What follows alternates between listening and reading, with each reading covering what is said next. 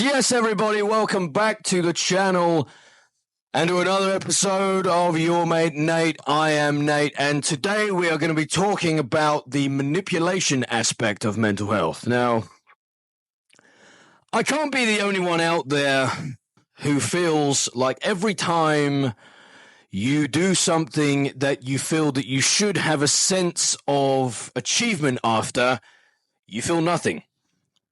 There's just a yearning blankness where there should be pride, self-pride, and a sense of achievement. Like I said, you should feel that, all of the hard work paid off, and I did this, and I'm proud of myself for that fact. But what you end up having is, what a waste of time, because I should have been able to do this already. Why can I not do this already? What is so wrong with me that means that I can't function like a normal human being? I just want to fit in. I just want to be normal, blah, blah, blah, blah, blah, blah, blah. So the manipulation aspect is simply that. The times I would feel it at my worst was, when I would overthink so bad that I have a tendency to beat myself up, and I don't mean in a literal sense. I mean, I tend to give myself a really hard time in terms of what I feel I should be able to do versus what I can do at this current time. So what that can involve is it can involve me wishing god-awful things on myself, or it can involve such things as feeling that I don't deserve everything that I have. Whether that be I don't deserve the feeling like something has gone well for me. I don't deserve that. And I don't know why that is something that I feel should happen to me, but it is just the manipulation thing from happenstance, And the important thing to understand is that is exactly all it is. That is not your rational thinking mind. You're in a state of either depression, you're in a state of trauma or post-trauma, and you have to be able to realize that that is not you. Your illness does not define you. It doesn't represent who you are, and you are you, essentially. In layman's terms, you are you, No one can take that away. No man, no woman, no figment of your imagination, no mental health disease. Nothing can take that away from you. You are who you are, and you should wear that on your sleeve with pride.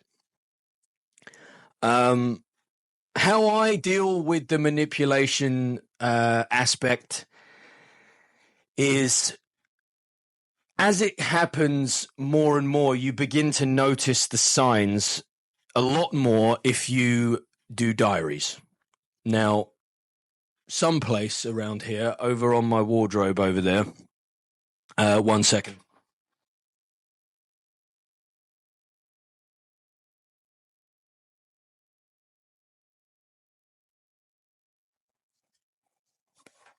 I have these.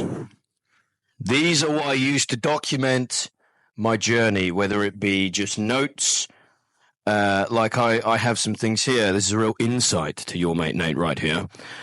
So we have how to reprogram your brain, which is just basically, spend a week writing down your thoughts as they appear into your head. After a week has passed, analyze the results and look for trends. For example, you might find you are overly negative or too critical, or maybe just unsure of yourself. So basically, you make a diary for the week, and then at the end of that week, you assess what time of the day, whether it be daytime, afternoon, nighttime, when things start to go bad. And then you can realize that in a later date and think, okay, this would be the time that things would start to go bad for me. Now I know when that is, I can take extra care to make sure that it doesn't happen.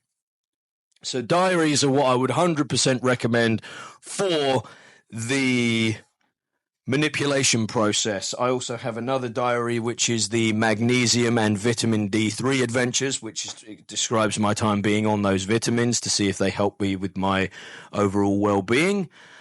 And yeah, diaries are what I would 100% recommend, because when I had a one-to-one, my one-to-one told me to do diaries, and I said I don't really like doing them because she told me to only do them when I was in the state of had that like feeling of worthlessness, and only write in the diary when I feel those times.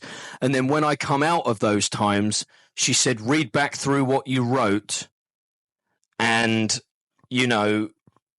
compare it to how you feel now. Now, that didn't really work for me because I didn't like the things I was reading back to myself. Because, like I say, I'm incredibly hard on myself, so I would be writing, there's a reason I have this feeling of worthlessness. It's because I don't try hard enough, and I feel like a failure because I am one, essentially. And I would read that back when I was in a better mindset, and I would think, good God, how bad have things gotten that other people could be saying these things about you. So why would you say them about yourself? You're letting those people win. You're giving in to what they think you should be doing by doing nothing.